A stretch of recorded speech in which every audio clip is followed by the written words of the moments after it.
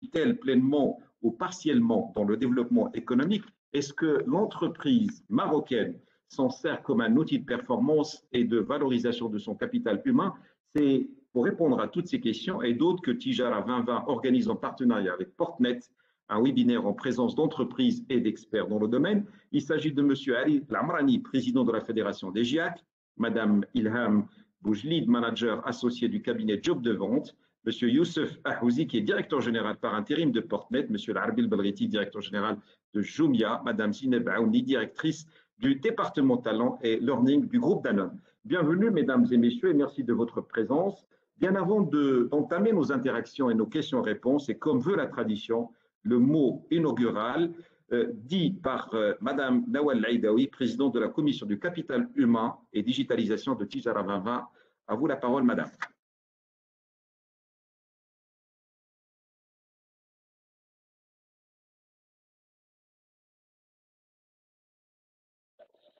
Nawal.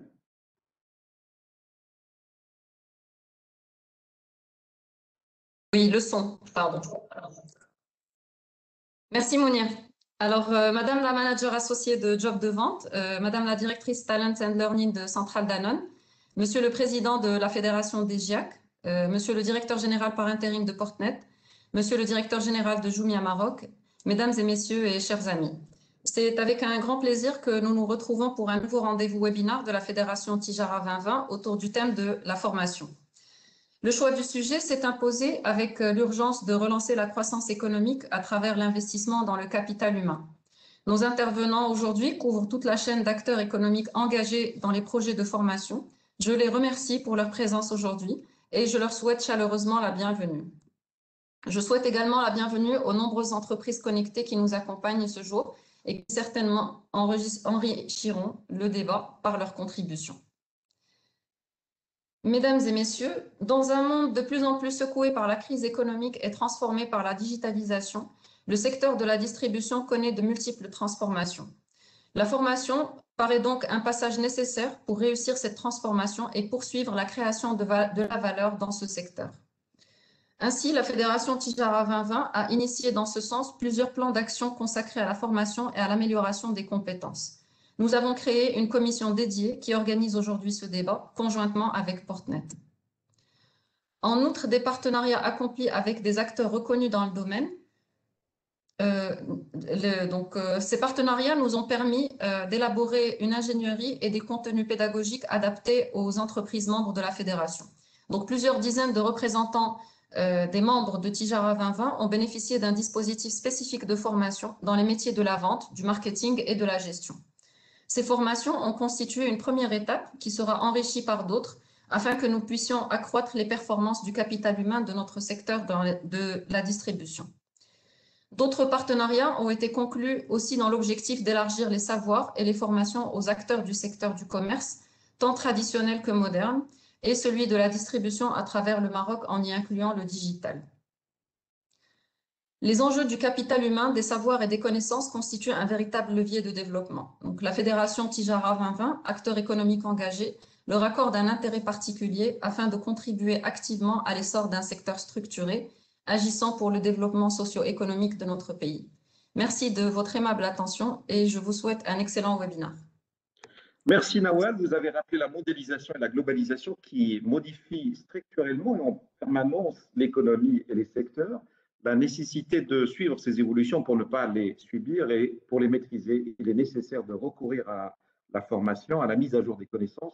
Vous avez aussi abordé les actions menées par Tijara dans le cadre, bien sûr, de la commission capital humain pour que les secteurs de distribution et de commerce puissent rester agiles et innovants. Merci de cette intervention. Je vais m'adresser maintenant au président des GIAC, de la Fédération des GIAC, et je voudrais dans un premier temps d'abord le remercier d'être avec nous et puis d'enrichir le débat d'abord par la présentation des GIAC, du rôle des GIAC dans la promotion de la formation. Et à vous la parole, cher monsieur.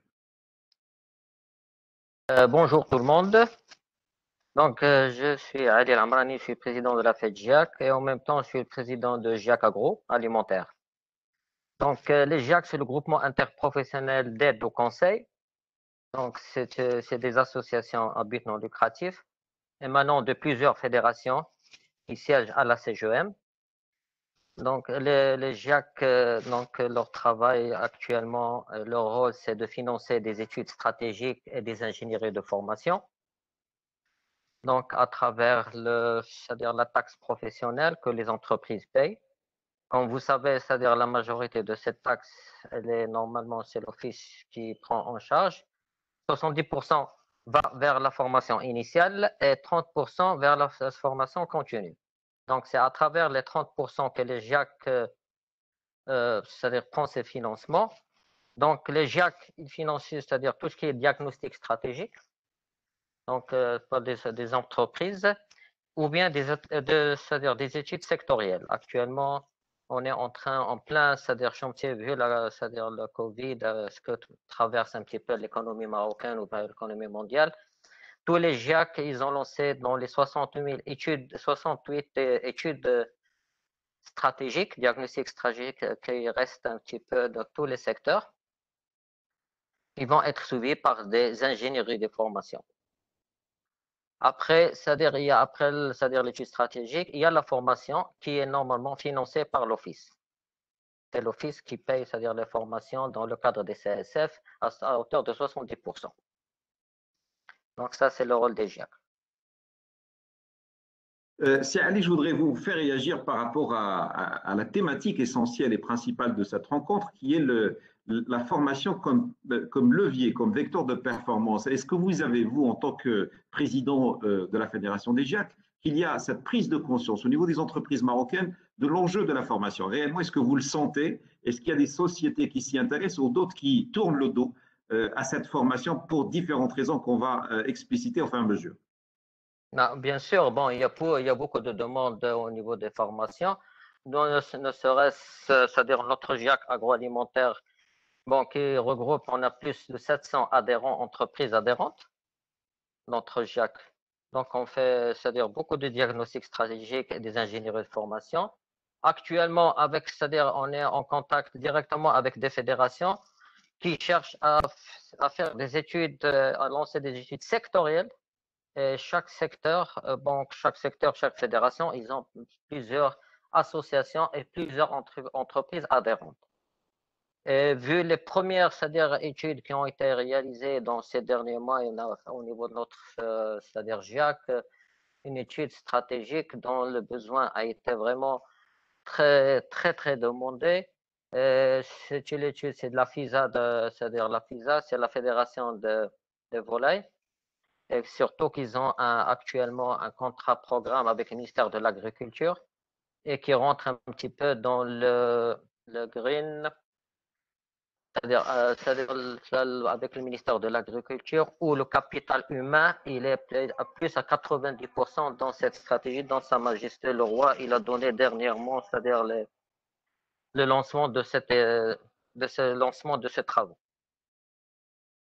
Parfait. C'est Ali, au-delà des études, est-ce que sur l'aspect pratique des choses, est-ce qu'il y a un engouement? Est-ce que les entreprises s'intéressent à former leur personnel? C'était ça la question, au-delà des études, bien sûr, qui sont sectorielles et très importantes pour les entreprises et les secteurs. Mais réellement, au niveau du personnel des entreprises, est-ce qu'il y a un intérêt qui est manifeste et que les entreprises transforment C'est-à-dire tout en dépend réalité? de l'entreprise. Tout dépend pardon? Attendez. C'est Ali, je ne vous ai pas entendu. Tout dépend Excusez-moi. Attendez. Voilà. C'est-à-dire tout dépend de la taille de l'entreprise. Bon, il y a la toute petite entreprise, bon, dont les GIAC qui font beaucoup d'efforts pour faire de la sensibilisation, dans le rôle des GIAC aussi de faire de la sensibilisation auprès des entreprises. Mais les PME en général, il y a une forte demande, surtout, c'est-à-dire au niveau, c'est-à-dire avec le changement, c'est-à-dire actuel, tout ce qui passe vers la digitalisation et tout ça, il y a beaucoup de demandes, c'est-à-dire de formation dans ce sens. Parfait. Je reviendrai vers vous, Ali, sur deux aspects sur la loi 77 qui, bien entendu, a été cadrée et décrétée dans le sens de la généralisation de la formation professionnelle et bien un autre aspect sur ce qu'on appelle cette partie de digitalisation et le remboursement ou pas du tout, le cas échéant de ce qu'on appelle ces formations qui se font à distance. Merci beaucoup. De toute façon, je reviendrai vers vous. Je voudrais maintenant faire intervenir, je sais que vous êtes nombreux à intervenir, mais je vais tout de suite m'adresser à Ilham Boujlid, qui est manager associé de Job de Vente, pour avoir sa réaction par rapport à ce qui a été dit, par rapport à ce qui a été dit au niveau des GIAC et par rapport à la formation comme vecteur de performance de l'entreprise réellement. Est-ce que c'est le cas? Est-ce que les entreprises marocaines, naturellement, vont vers les formations, en profitent et font en profiter leur personnel? Ilham, vous êtes avec nous, à vous la parole.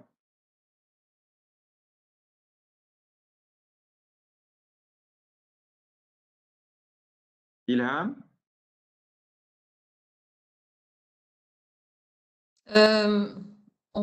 Je pense, s'il y a des problèmes de connexion, donc on laissera le temps à Ilham de se reconnecter.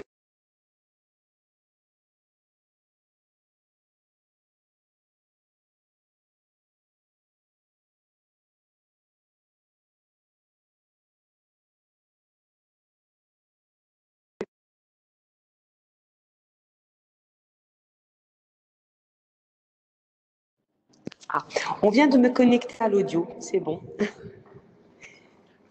Alors, je vais demander à Si Youssef de patienter parce qu'Ilham, j'essaie de vous avoir pour répondre à 2 ou 3 questions. Je ne sais pas si vous avez entendu les questions, Ilham? Oui, oui, tout à fait. Est-ce que les entreprises, du secteur investissent dans la formation? Pardon, j'ai un peu de bruit.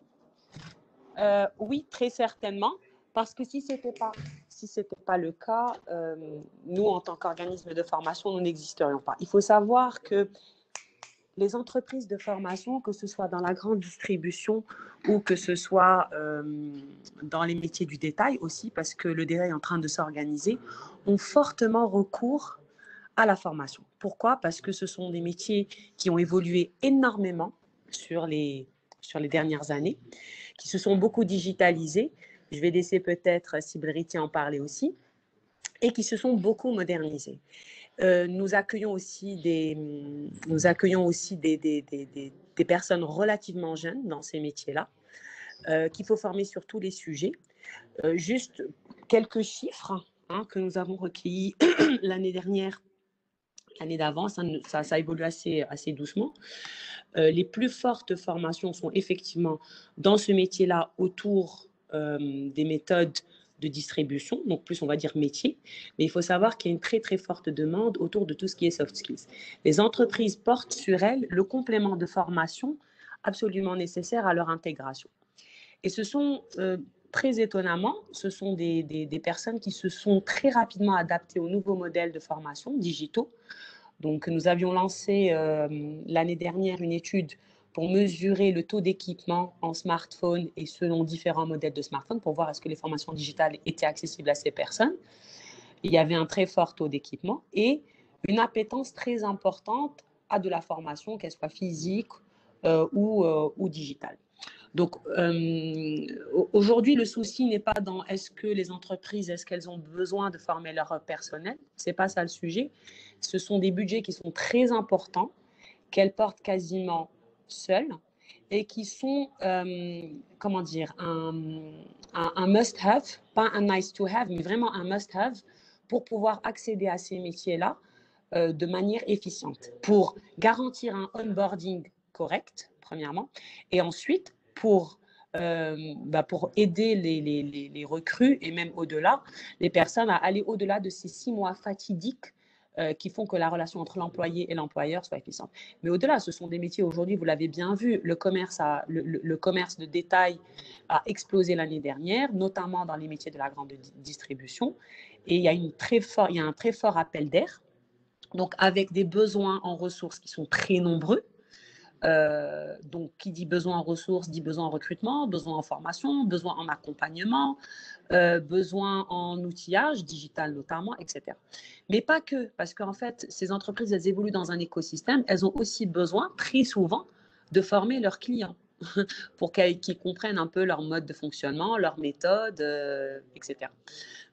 Donc, tu veux dire, Ilham, qu'il y a ce qu'on appelle le phénomène de corrélation, c'est-à-dire qu'il faut aussi former les partenaires en même temps, ainsi que les fournisseurs, etc. aujourd'hui, c'est indispensable. Je vais vous donner un exemple très simple. Par exemple, une entreprise qui travaille sur des produits avec des dates de péremption. Voilà.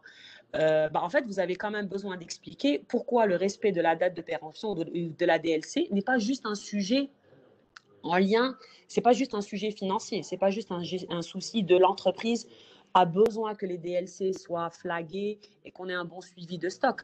Non, c'est un sujet aussi qu'on retrouve chez l'épicier, le grossiste, qui le suit de manière un peu artisanale, mais qui a besoin d'outils de suivi. Donc, l'entreprise, aujourd'hui, elle embarque non seulement ses collaborateurs, mais tout son écosystème. Elle doit embarquer ses partenaires clients, elle doit aussi embarquer ses partenaires prestataires, donc les entreprises qui font le transport pour elle, les entreprises qui manipulent le produit pour elle. Pourquoi? Parce qu'elles véhiculent son image de marque, donc elles ont besoin de manipuler ses produits avec respect, mais aussi de parler avec ses clients avec respect. Donc, malheureusement aujourd'hui, ce sont des choses qui sont portées par les entreprises, qui sont très lourdes.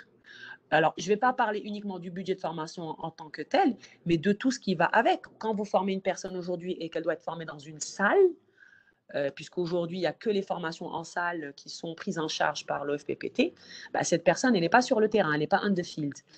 Et ça veut dire que c'est une personne en moins dans votre production, ça veut dire que c'est une personne que vous devez remplacer, ça veut dire que c'est une personne qui doit aller dans un lieu de formation et retourner de ce lieu de formation. Ça veut dire que c'est une personne dont on va prendre en charge le coût de transport, etc. Donc, ces entreprises-là sont extrêmement, déjà, elles sont extrêmement courageuses parce qu'elles prennent en charge tous ces éléments-là. Pourquoi? Parce que c'est ce capital humain qui fait leur productivité, leur production, leur marge, qui porte leur image de marque auprès de leur écosystème et que c'est juste incontournable. Incontournable. Voilà. Ilham, je voudrais juste vous interrompre sur ces formations, mais ils sont aussi considérés par les entreprises quand elles s'y investissent comme un investissement, c'est-à-dire qu'il y a un retour sur investissement dans la performance de ce capital humain. Est-ce qu'il y a cette conscience au niveau des entreprises? Alors, clairement, nos clients disent quelque chose, enfin, dans le capital humain, ils disent quelque chose qui est assez rigolo. Elles nous disent, nous avons essayé la non-formation, ça coûte très, très cher. Donc, nous allons sur la formation. Tout à fait. Bien sûr qu'il y a un ROI et chaque action de formation, on calcule un retour sur investissement.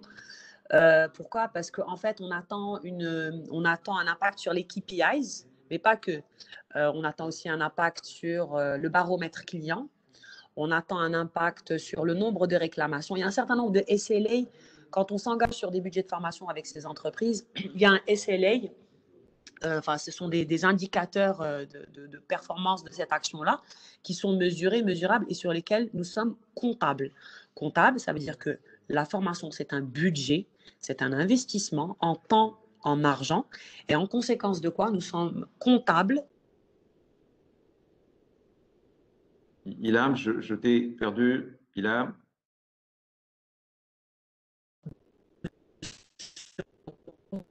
Ilham, il y a un petit problème de son.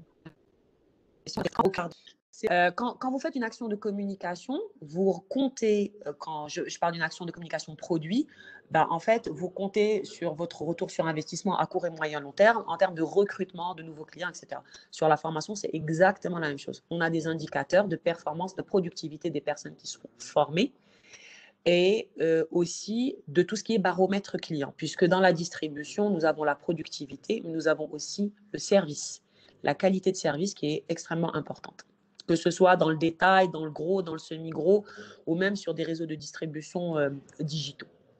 Voilà. Ilham, et tout ça, c'est porté par l'entreprise. Dans tes propos est sortie la dimension soft skills qui devient quelque chose d'important. Pourquoi les entreprises s'y intéressent de plus en plus maintenant, notamment dans un secteur qui est le commerce et la distribution? Est-ce que c'est quelque chose qui est incontournable? Alors, c'est plus qu'incontournable puisque le commerce aujourd'hui au Maroc a rattrapé très très rapidement de nombreux écarts qu'il avait par rapport à des modèles beaucoup plus organisés qui sont arrivés sur le commerce moderne beaucoup plus vite que nous. Mais nous avons une clientèle, que ce soit dans le détail, dans le gros ou même dans le B2, enfin dans le B2C, nous avons appris très rapidement, et le digital aussi nous a appris très rapidement, quels sont les standards de service. Et quand on parle de standards de service, ça veut dire une qualité de service, ça veut dire une gestion de réclamation, ça veut dire une rapidité dans la livraison, ça veut dire une livraison qui arrive dans une certaine qualité, ça veut dire un livreur qui va se présenter, présenter son entreprise et la représenter de la meilleure façon possible. C'est les différents indicateurs qu'on mesure. Ça, c'est pas du métier, ça c'est pas de la prod, ça c'est pas du chrono, ça c'est pas du, comment dire, c'est pas de la machine, c'est de l'humain. À partir du moment où on travaille sur de l'humain, on travaille sur du soft skills. Et dans les métiers de service et de distribution, c'est le principal indicateur de satisfaction du client. Lui livrer un produit bien sûr de qualité pour tenir la promesse, dans les délais, avec des normes de service, donc avec un sourire, avec un accueil convenable, en ayant un retour par rapport à ce que vous avez servi, et puis en s'assurant qu'il est satisfait sur toute la chaîne de valeur, qu'il a bien compris ce qu'on lui a vendu, qu'il est satisfait de ce qu'on lui a vendu, s'il a une réclamation, l'écouter. Et ça, nous formons des personnes qui viennent de divers métiers dans la distribution, parce ce qu'il faut savoir, c'est que dans les métiers, dans les métiers du commerce, nous avons cette chance, c'est de pouvoir recevoir des personnes qui viennent de filières, de toutes filières confondues, donc des personnes qui ont plus des formations scientifiques, techniques, commerciales, management, ou pas de formation du tout. Et toutes ces personnes-là, il va falloir les mettre à un niveau sur des éléments dont la norme d'exigence est quand même relativement élevée. Quand on parle aux personnes qui sont dans les camions et qui servent les détaillants ou qui servent les grossistes, ils ont tous deux contraintes. Une contrainte de productivité, faire ma tournée le plus vite possible, mais dans la meilleure qualité de service possible. Donc, écouter mon client par rapport à ses commandes, écouter mes clients par rapport à son merchandising, écouter mon client par rapport à ses retours, etc. Et ça, c'est du soft skills. Donc, ça ne s'appelle pas autrement. Parfait. Merci beaucoup, Ilham. Je reviendrai vers toi sur d'autres aspects, notamment la digitalisation, qui est un défi, qui est un tournant que toutes les entreprises devront prendre, parce que c'est une exigence actuelle, accentuée aussi par le phénomène du Covid-19. Maintenant, Youssef Ahouzi, vous êtes directeur général par intérim de Portnet. Je voudrais votre réaction par rapport à ce qui a été dit, par rapport à la thématique d'aujourd'hui, la formation comme vecteur de performance de l'entreprise, comment la formation agit au sein de votre structure et comment aussi vous en faites profiter vos partenaires, parce que vous êtes dans une logique d'écosystème. Vous avez vos clients internes à vous, c'est-à-dire les collaborateurs, et vous avez vos clients externes, les partenaires. Youssef Ahouzi, merci d'être avec nous. À vous la parole. Merci beaucoup, Mounir. Ça me fait plaisir d'être avec vous aujourd'hui pour parler d'une thématique très importante pour nous. Comme vous avez dit, donc, pour Portnet, il y a deux volets, en fait, le volet interne et le volet externe. Donc, par rapport au volet interne, pour nous, la formation, c'est pas un facteur de production, mais c'est un facteur d'innovation. Ça permet à nos collaborateurs de monter en compétences, d'acquérir de nouvelles compétences et mettre ces compétences-là à disposition de toute la communauté. Donc, c'est un facteur d'innovation qui nous permet d'améliorer, de proposer de nouvelles idées à notre communauté. Donc, pour l'année 2020, par exemple, nous avons fait plus de 350 jours de formation, donc avec une moyenne de 7 jours, de plus de 7 jours en fait de formation par salarié. Et sur la partie IT, la partie des ressources IT, donc il y a eu plus de 200 jours de formation. Sur le volet externe, donc la formation pour nous c'est primordial, c'est quelque chose d'important pour accompagner notre communauté. Donc, ça permet en fait d'accompagner les démarches que nous entreprenons pour dématérialiser les procédures administratives et les procédures en fait du commerce international.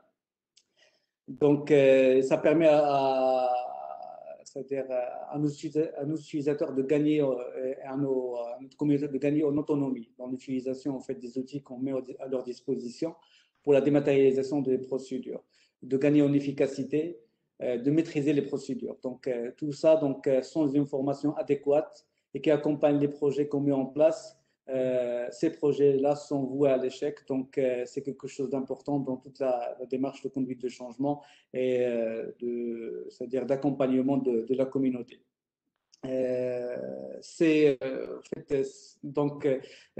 Par exemple, donc, pour l'année 2020, donc, avec cette conjoncture qui est un peu difficile avec le Covid-19, nous avons organisé plus d'une centaine d'ateliers en fait de formation sur une dizaine de thématiques, sur des projets ou des process qui sont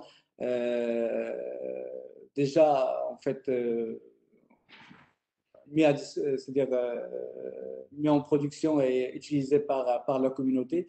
Donc, ces formations ont permis un partage d'expérience entre les utilisateurs, donc un apport et conseil entre déjà les intervenants eux-mêmes et également en fait de remonter en fait les problèmes et les problématiques et les enjeux qu'ont la communauté par rapport aux procédures, par rapport aux démarches que nous dématérialisons. Également, c'est un moyen de lever un peu les freins psychologiques chez les utilisateurs dans l'utilisation de l'outil numérique. Donc, il faut savoir qu'il y a une fracture numérique c'est-à-dire qui est là et qui est palpable qu'on veut réaliser. Et sans formation, on ne peut pas lever diminuer cette fracture numérique. Donc, voilà, donc c'est également en fait un outil d'accompagnement des utilisateurs, donc du passage du support papier ou de la procédure papier, de la procédure normale à la procédure numérique et la procédure digitale.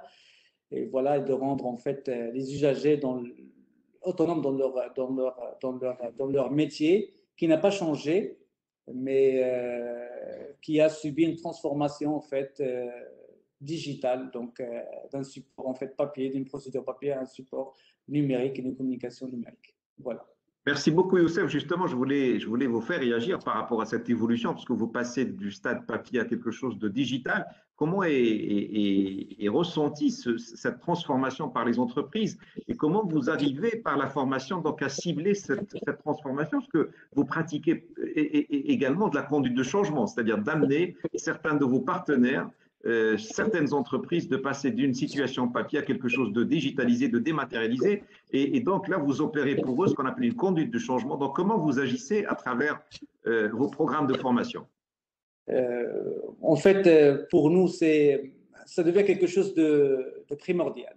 Donc, nous avons toujours dans la conduite de changement, on a toujours ce qu'on appelle en fait les leaders, les gens qui vont vouloir s'imprégner du changement et de le prendre et de le couver et de l'utiliser. En fait, ces personnes-là, c'est des gens qui vont porter en fait ce changement-là. Ils vont être pour nous c'est-à-dire des ambassadeurs. Donc, dans toutes les formations que nous avons essayé de déployer cette année, donc pour l'année 2020 sur plusieurs projets, on essaie d'associer ces personnes-là dans ces formations. Donc, ça permet en fait d'apporter également en fait du conseil, d'apporter une vue en fait d'apporter en fait la partie métier dans la formation, et ça permet également d'apaiser un peu les craintes qu'ont les utilisateurs par le digital. C'est quelque chose qui est important pour nous. Et voilà, donc dans ce volet de conduite de changement, la formation et ces ateliers sont très importants pour associer ces personnes qui vont pour nous être des ambassadeurs et vont attirer au fur et à mesure en fait c'est-à-dire les autres entreprises, les autres utilisateurs, en voyant un peu comment ça fonctionne, en ayant en fait ce partage d'expérience avec ces ambassadeurs-là, ça va permettre au fur et à mesure de les monter en compétences et d'appréhender cet outil-là qui est mis à leur disposition. Merci beaucoup, Youssef, pour ces précisions. Effectivement, donc il y a beaucoup de pédagogie, beaucoup de pertinence dans le choix des méthodes et des pratiques pour amener, convaincre ces entreprises de passer du papier au digital. On reviendra sur ce sujet-là parce que c'est vrai que c'est un sujet d'actualité. Et maintenant, je vais interpeller M. Larbi El-Bogreti, qui est directeur général de Jumia. Jumia qui est le leader national de la vente à distance, de la vente digitalisée. C'est Larbi, vous n'êtes pas virtuel, vous n'êtes pas digital, vous êtes physique. Quelle est votre réaction par rapport à ce qui a été dit et surtout comment Jumia intègre la formation comme une nécessité vitale pour son développement au Maroc? À vous la parole et surtout merci d'être avec nous. Merci Simouniac pour l'invitation, merci Nawel. En tout cas, Pour la petite anecdote, quand Simounir m'a contacté pour ce webinaire, je me suis même posé la question pourquoi j'étais contacté pour la formation, tellement que c'est un sujet qui est assez inhérent, dans le sens où je me suis dit, mais la formation, on n'a pas de plan de formation. Mais finalement, quand je me suis posé à moi-même la question, je me suis rendu compte que la formation était quelque chose qu'on faisait comme, comme respirer. C'est quelque chose qui était tellement naturel entre métiers. Et pourquoi? Parce que dans le digital, clairement, la plupart de nos métiers sont nouveaux et on a clairement, depuis le début, dû former tout le monde à tout. Donc, je ne parlerai pas de tous les départements, mais c'est quelque chose qui a été assez compliqué pour nous de trouver les talents ou, à la même occasion, de continuer à former les personnes pour pouvoir évoluer dans leur carrière. Donc, à ce niveau-là, en parlant déjà d'expertise manquante, on a énormément d'expertises aujourd'hui sur lesquelles on n'arrive pas à recruter de manière assez facile. Je vais en nommer quelques-unes. Par exemple, on a le marketing digital, donc qui est un métier sur lequel il y a aujourd'hui très peu d'entreprises qui forment des personnes à ce métier-là ou des personnes qui sont déjà expertes. Et donc, du coup, techniquement, on est obligé de prendre des personnes qui n'ont pas cette expertise et de les former à ce métier.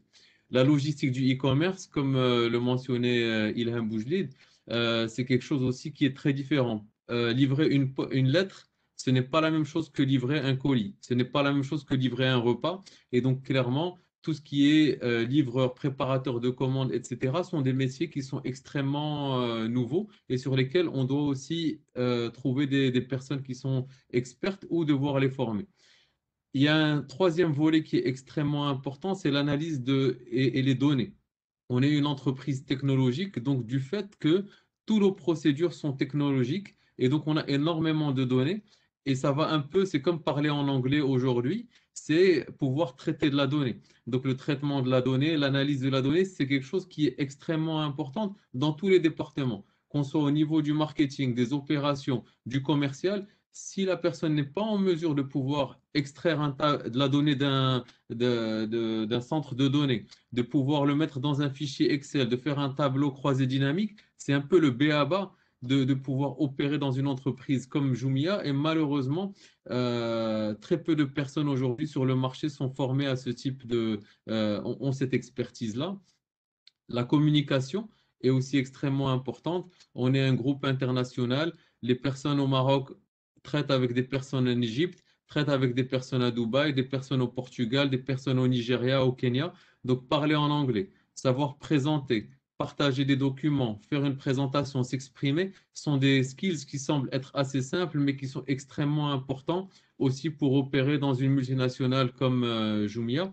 Et finalement, je mentionnerai le management, de pouvoir gérer une équipe, gérer un projet, coacher quelqu'un qui n'a pas un talent, gérer des délais, c'est quelque chose qui est aussi cœur dans une entreprise comme la nôtre. Et malheureusement, on n'arrive pas à trouver des personnes avec ces expertises-là. Donc, du coup, les recours auxquels on a pour pouvoir combler ces manques, c'est premièrement, c'est le recrutement de talents. Et donc, comme quand je dis talent, donc c'est pas des experts, c'est des talents. C'est que dans le sens, c'est que comme on n'arrive pas à trouver nécessairement des personnes avec ces expertises, du coup, on est obligé de partir sur des personnes qui vont avoir les compétences d'apprendre. Donc, du coup, on est obligé d'avoir des personnes qui, à un minima, sont alignées avec les valeurs de l'entreprise, qui partagent la même culture, qui ont les soft skills que mentionnait Ilham aussi, etc. Et donc, ils sont un peu la base. Parce que, à la rigueur, développer aujourd'hui des personnes sur une expertise semble être moins compliqué que d'avoir à former quelqu'un ou de les faire adhérer aux valeurs ou à la culture de l'entreprise. Donc, on démarre déjà par ce minima, c'est d'avoir déjà des personnes qui sont des talents et qui pourront se développer.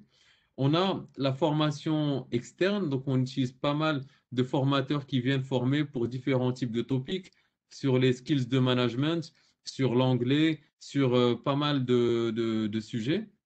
On a aussi beaucoup de formations en interne.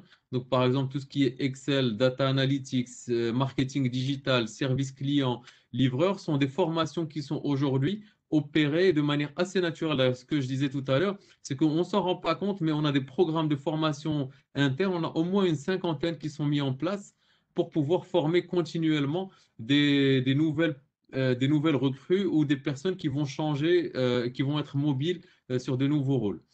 On a aussi les formations sur vous avez pratiquement créé votre propre académie de formation pour que vous puissiez d'abord intégrer des personnes et les faire évoluer. C'est bien cela. Ah, pratiquement, pratiquement. Vous allez le voir, je vais encore en parler encore un peu, vous allez le voir. C'est qu'on a, on a complètement en fait créé des académies en interne pour pouvoir former certaines personnes et pas nécessairement que pour nos ressources internes, mais aussi pour nos partenaires. Mais je vais déjà terminer sur le point des ressources internes. Aussi, on forme sur les soft skills. Aujourd'hui, j'imagine que toutes les personnes dans ce panel-là sont un peu proches des ressources humaines. On forme par exemple juste au fait de donner du feedback. C'est-à-dire comment émettre un feedback en tant qu'employé pour parler de son épanouissement dans l'entreprise ou d'un comportement qui nous plaît ou qui nous déplaît. Et quelque chose qui est assez simple, mais c'est quelque chose sur laquelle on est obligé de former parce que c'est très important. Excusez-moi de vous interrompre. Est-ce que ce n'est pas forcément des préalables qui devaient exister déjà au niveau de ces personnes-là? Il y a aussi un grand... Il y a aussi, c'est pas nécessairement il y a un grand déficit quelque part. Vous faites allusion à un déficit quelque part. Il y a aussi un déficit générationnel. C'est qu'aujourd'hui aussi les attentes. Aujourd'hui, on a une moyenne d'âge d'à peu près 26-27 ans. Des personnes qui sont des millennials, ça veut dire qui sont nés plus ou moins dans les années 90-2000, doivent aussi être, on va dire, formés à certains codes de fonctionnement d'une entreprise de personnes de cet âge-là comparé à des entreprises plus anciennes qui n'avaient pas nécessairement besoin de mettre en place ce type de soft skills. Donc, on a eu aussi dû s'adapter. Nos managers devaient s'adapter à comment gérer un jeune de 20 ans ou de 25 ans, qui n'est pas la même attente que de gérer quelqu'un d'une autre génération. Donc, c'est aussi un autre problème en soi, c'est aussi s'adapter au management de ressources d'une nouvelle génération. On a aussi les formations des partenaires. Aujourd'hui, Jumia, c'est une marketplace. Qu'est-ce que ça veut dire? C'est qu'on a des vendeurs d'un côté, on a des clients d'un autre côté, on a des partenaires logistiques et on est clairement une place de marché autour de laquelle, on va dire, cohabitent différents partenaires.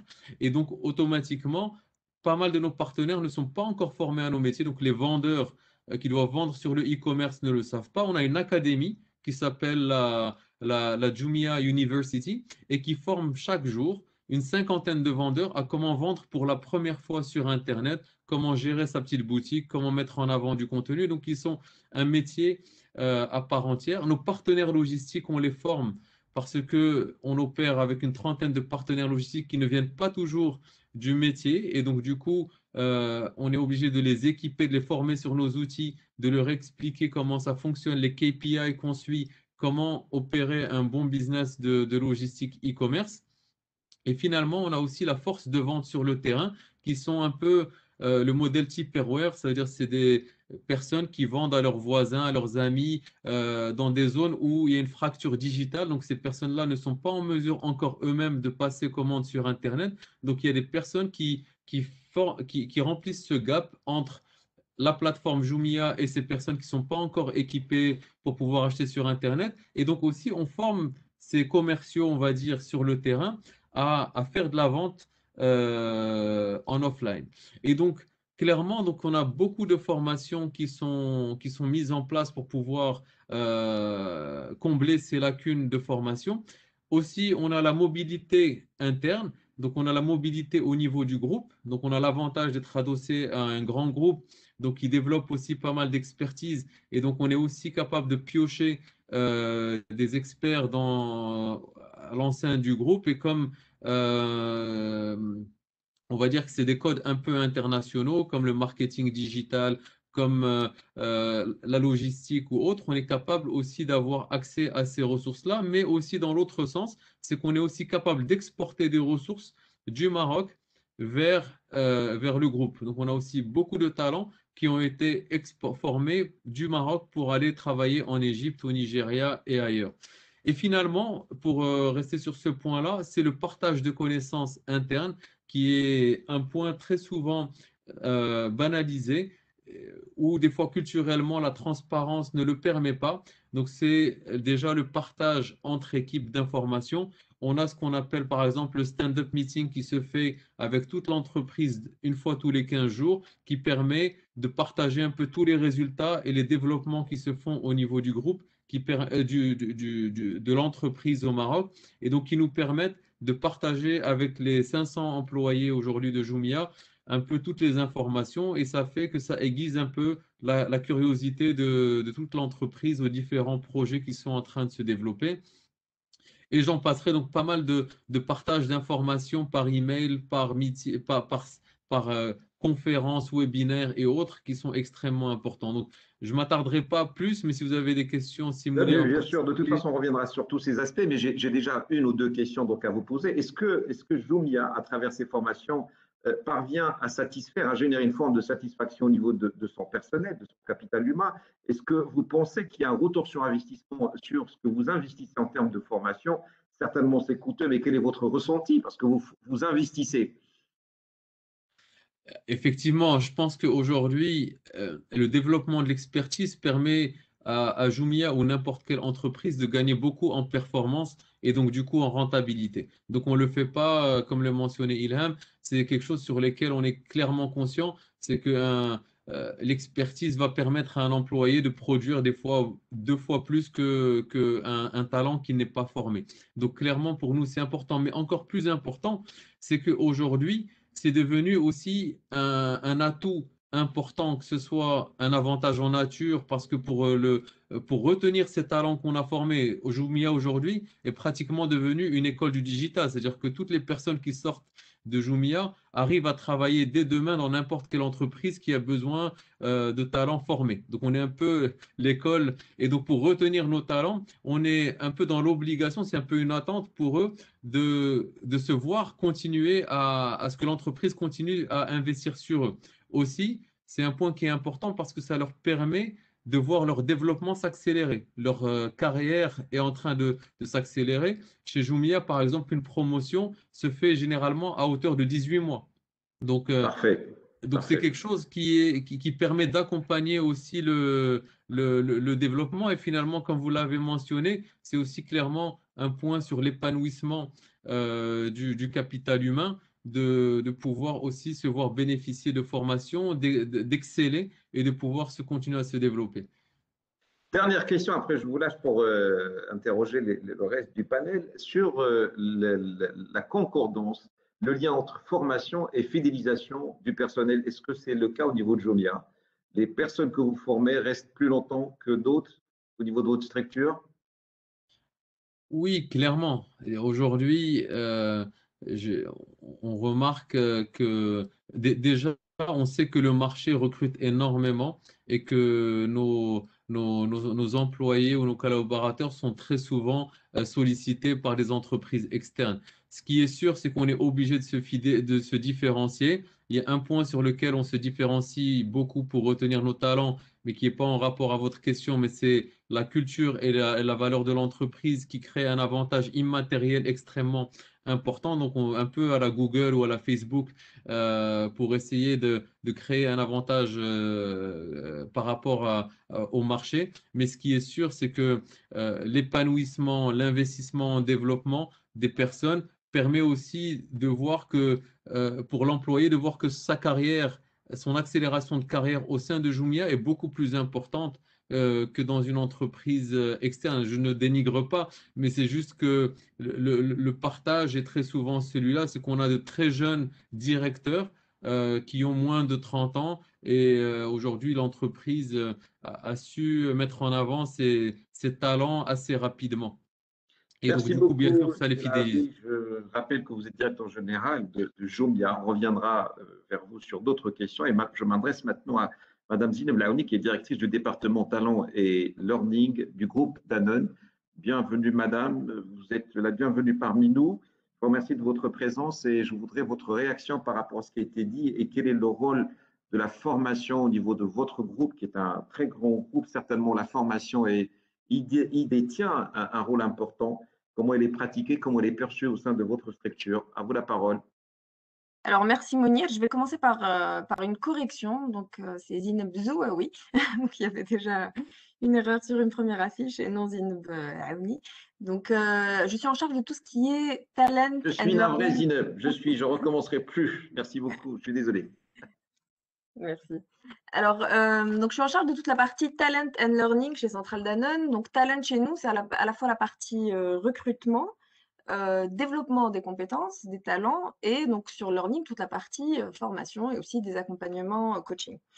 Donc, pour reprendre votre question, en quoi est-ce que la formation continue peut aider une entreprise? Est-ce qu'elle est importante? Alors, évidemment, oui, moi j'ai envie de vous répondre, elle est importante, surtout dans une entreprise de la taille de la nôtre. Donc, Centrale Danone, vraiment dans les grandes lignes, c'est plus de 60 ans d'existence. C'est aussi plus de 3000 salariés répartis en fait, sur une géographie quand même importante. Donc, on a à la fois un siège, 4 usines et une trentaine d'agences et de plateformes logistiques.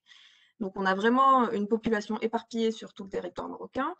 Et la formation, en fait, peut nous aider, si je dois raisonner un petit peu en entonnoir, sur 3 points principaux. Le premier, c'est elle va déjà aider à s'adapter à un monde qu'on appelle aujourd'hui un monde VUCA. Donc, les lettres pour volatile, incertain en anglais, complexe et ambigu. Donc, c'est vraiment le monde qu'on a aujourd'hui, dans lequel on vit. Je pense que la crise du Covid nous l'a démontré plus que jamais. On ne sait pas vraiment ce qui va se passer. Même maintenant, on ne parle même plus de moyen terme, mais à court terme, on ne sait pas vraiment comment on va devoir s'adapter. Et la formation continue est quelque chose qui aide déjà à se préparer à ce monde, à affronter cette complexité de changement permanent, à développer l'agilité, notamment en travaillant aussi sur les compétences du futur. Donc, Al-Arbi a parlé beaucoup de la digitalisation, et c'est vrai que c'est une des compétences d'aujourd'hui et du futur. Et si on ne s'y prépare pas, ben, en fait, c'est un exemple parmi tant d'autres, on ne saura pas forcément réagir à des changements dans notre environnement et dans nos marchés respectifs. Donc ça, c'est vraiment, si on doit regarder le côté complexité du monde qui nous entoure. Après, vraiment d'un point de vue entreprise, la formation continue, elle est là à la fois pour accompagner la stratégie de l'entreprise et du coup de développer les compétences là où la stratégie de l'entreprise a envie d'aller. Si on a envie d'aller dans l'innovation, ben, il faut effectivement aller d'une manière plus pointue sur toute la partie développer les études de marché, développer nos compétences de développement de produits, par exemple, dans le cadre d'une FMCG comme la nôtre, d'être aussi sur des compétences de marketing différentes, de marketing digital, et aussi sur probablement des opérations qui vont être plus réactives, plus agiles, plus rapides. Et cela, c'est grâce à la formation. Et si on veut être aussi toujours au niveau d'entreprise, donc je parlais d'accompagner la stratégie de l'entreprise, mais c'est aussi, et certains de nos panélistes en ont parlé, c'est accompagner la culture d'entreprise, et la formation est un réel vecteur de cette culture d'entreprise. Surtout quand on parle de soft skills et de finalement quelles sont les valeurs de l'entreprise, quels sont les comportements qu'on a envie d'y voir. J'ai entendu parler de feedback, effectivement, c'est un point important. En tout cas, il y a des entreprises comme la nôtre qui vont avoir ça dans le socle de ces valeurs. Et c'est aussi grâce à la formation qu'on va accompagner cette culture d'entreprise, qu'on va créer cette culture d'entreprise. On va l'alimenter en tout cas. Donc ça, c'est au niveau de l'entreprise, le rôle de la valeur de la formation continue. Maintenant, si on devait descendre encore à un niveau un peu plus fin, au niveau en fait, de chacun des salariés de l'entreprise, donc la formation, évidemment, va aider à développer les compétences de chacun et développer les talents. Donc, on parlait de compétences, on parle de compétences fonctionnelles, donc qui vont être dans le développement d'un career path, de se dire de développer des compétences, je vais parler d'un commercial par exemple, des compétences de négociation, de prise de contact client, au fur et à mesure de développement de compétences managériales, comment je gère une équipe, comment après j'arrive à avoir une vision stratégique. Donc c'est vraiment pour accompagner dans les parcours, mais aussi on parle aussi de compétences cross-fonctionnelles, de développer réellement des parcours, et chez nous c'est quelque chose à laquelle on tient, c'est de développer des parcours cross-fonctionnel, c'est-à-dire ce n'est pas parce que je suis commerciale que je dois faire ça toute ma vie. Si j'ai une appétence et une capacité à apprendre pour faire autre chose, bah, je peux aller vers d'autres types de métiers. Donc, chez nous, on fait aussi beaucoup ce type de changement parce que ça apporte beaucoup de richesse à l'entreprise et aux personnes concernées parce qu'elles se développent sur un type de compétences beaucoup plus large. Donc ça, c'est vraiment dans les grandes lignes que peut apporter la formation continue, en tout cas dans une entreprise comme la nôtre notamment. Si j'ai une petite question, est-ce que la formation est sentie, ressentie comme un investissement, c'est-à-dire quelque chose d'incontournable pour faire évoluer les compétences, les savoirs et les pratiques de vos collaborateurs? Est-ce que c'est le cas? Est-ce qu'elle elle vous semble chère, parfois, comme j'ai entendu, et lourde donc à déployer, à mettre en œuvre? Alors, c'est un investissement, mais alors moi, je ne saurais pas forcément vous calculer un retour sur investissement de ce point de vue-là. En tout cas, c'est un investissement qu'on considère nécessaire. Après, les budgets formation, je pense, dans beaucoup d'entreprises, sont des budgets fragiles qu'on doit protéger, qui peuvent être amenés à être légèrement réduits, mais vraiment, c'est quelque chose auquel on tient et qu'on protège au maximum. Et après, la formation, il faut la voir vraiment, en tout cas, nous, notre manière de le voir chez Danone, comme quelque chose d'un peu plus large que juste la formation en salle. Ilham tout à l'heure parlait de formation en salle et il y a évidemment beaucoup d'autres types de formations. Donc chez nous, par exemple, on considère qu'un plan de formation, aussi bien individuel que collectif, c'est à 60% ce qu'on appelle du on the job. 60% du temps de formation, c'est le temps que je vais prendre, par exemple, typiquement, nouvelle recrue, je vais apprendre beaucoup plus sur mon métier day to day que juste en étant devant une salle, dans une salle, devant un formateur. Donc 60%, c'est on the job et c'est quelque chose que je vais apprendre avec mes collègues en faisant, bien sûr en me trompant un petit peu, mais pas que. 20%, c'est basé sur le networking, sur des webinaires, sur des collègues, sur d'autres choses. Donc ça, c'est 20% qui sont là-dessus. 10%, on considère que c'est tout ce qu'on peut faire avec du e-learning. Donc là, on a des solutions qui se développent de plus en plus, qui sont de moins en moins chères, qui sont massifiées. Et après, on a les 10 derniers pourcents qui sont des formations en salle. Donc, et c'est sur ça qu'on va voir le plus de coûts, on va dire. Mais la formation, c'est vraiment un tout. Et nous ne la réduisons pas juste à cette partie formation en salle. Merci beaucoup Zineb, j'ai retenu la leçon, vous êtes bien, donc Zineb Aouni, hein, c'est ça, hein, je me Donc trompe pas. oui, c'est bien ça. Aouni, exactement, donc vous êtes directrice du département talent, talent et learning du groupe Danone, donc je reviens vers vous après. Je voudrais reprendre le débat avec Ali Lamrani, vous êtes là Ali? Oui, je suis toujours là. Président de la Fédération des GIAC. Donc, deux petites questions, une relative à la loi 77, à l'organisation de la formation continue au niveau des entreprises. Qu'en est-il de cette loi?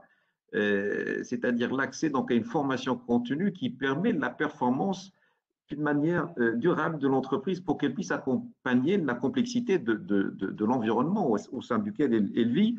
Et la digitalisation, qu'en est-il, bien entendu, au niveau des secteurs, parce que vous êtes patron des GIAC de tous les secteurs, donc où on en est avec cette digitalisation? Est-ce qu'elle avance? Est-ce qu'elle pose quelques soucis, comme ça a été évoqué, en termes d'accompagnement, c'est-à-dire de passer d'une étape à une autre? Je voudrais votre ressenti, Monsieur Ali, par rapport à ces deux questions. Je rappelle que vous êtes président de la Fédération des GIAC au niveau national. Oui, oui.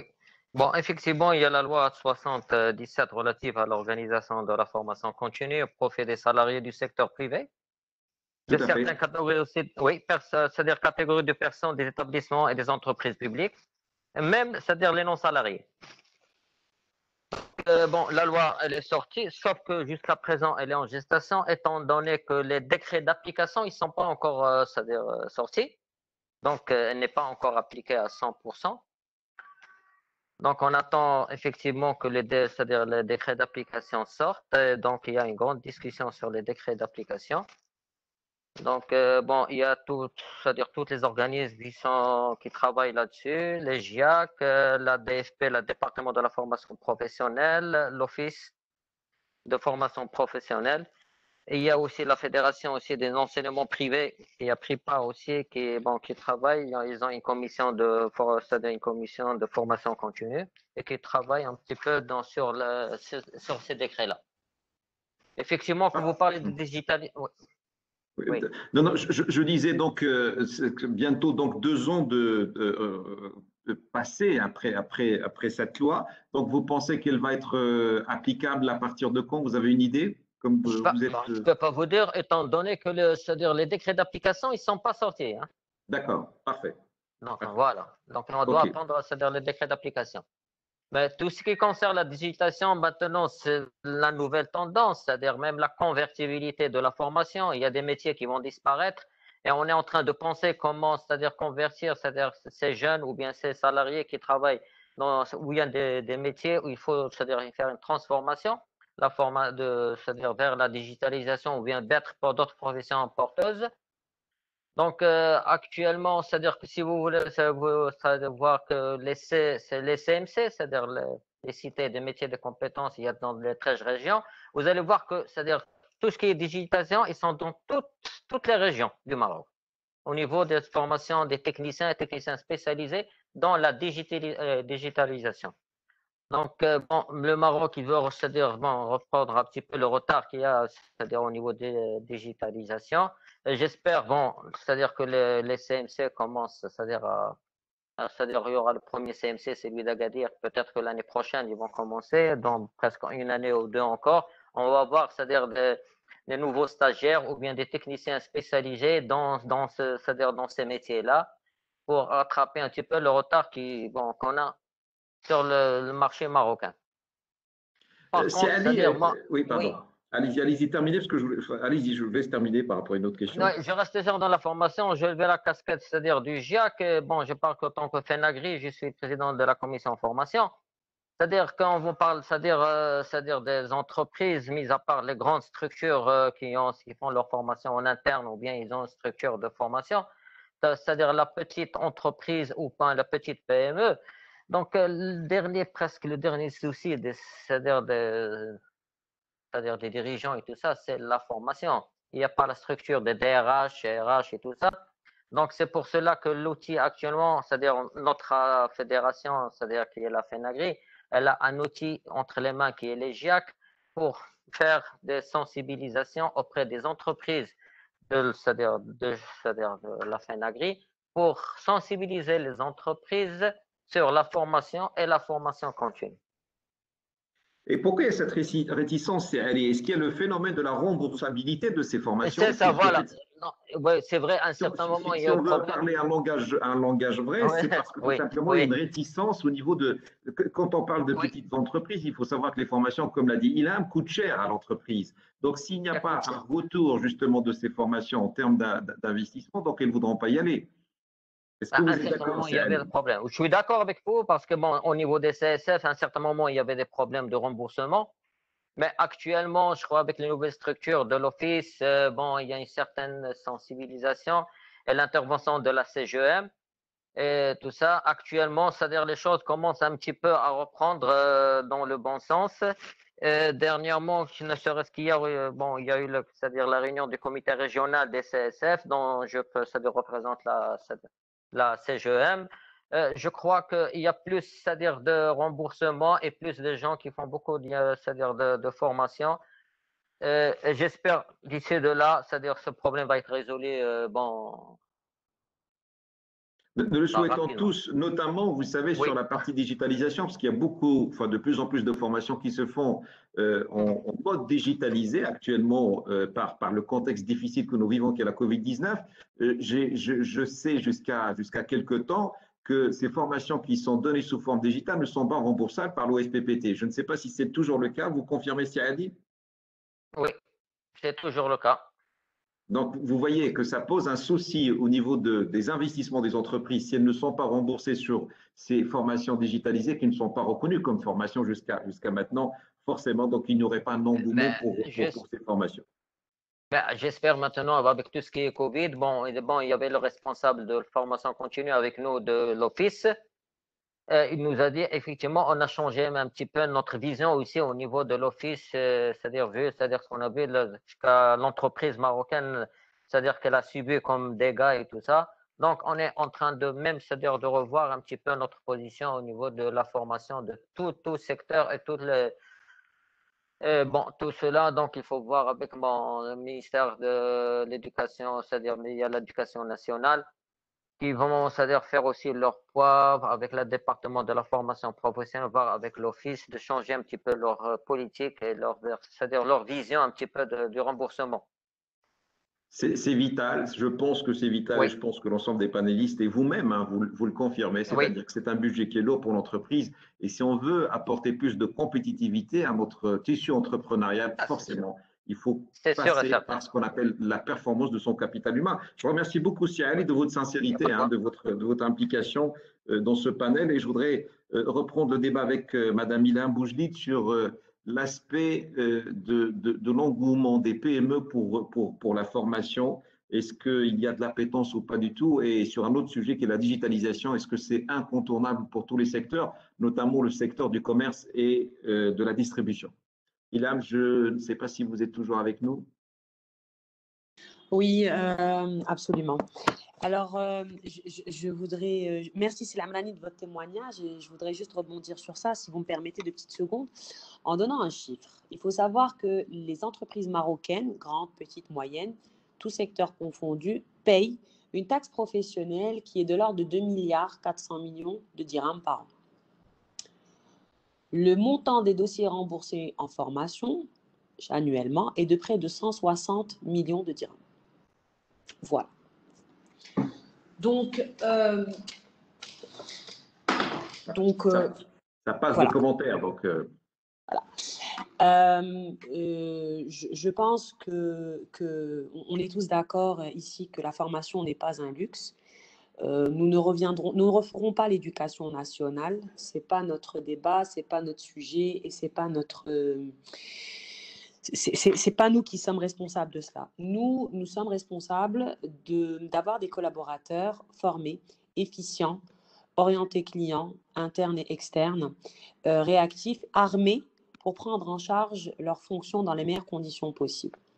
Les grandes entreprises sont structurées effectivement pour avoir des directions suffisamment importantes pour monter des plans d'ingénierie de formation, les adresser, les exécuter pour faire monter en compétence leurs collaborateurs. Mais qu'est-ce qu'on fait du reste? Qu'est-ce qu'on fait de la PME qui fait 20, 25, 50 millions de dirhams, qui a une centaine de personnes? Qu'est-ce qu'on en fait? Comment on peut devenir compétitif?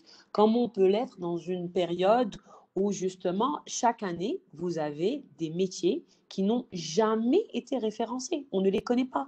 Si Belriti l'a dit tout à l'heure, on cherche des talents, on ne cherche pas des spécialistes ni des experts. Pourquoi? Parce qu'on sait très bien qu'on ne va jamais les trouver. On ne peut pas, ce n'est pas possible.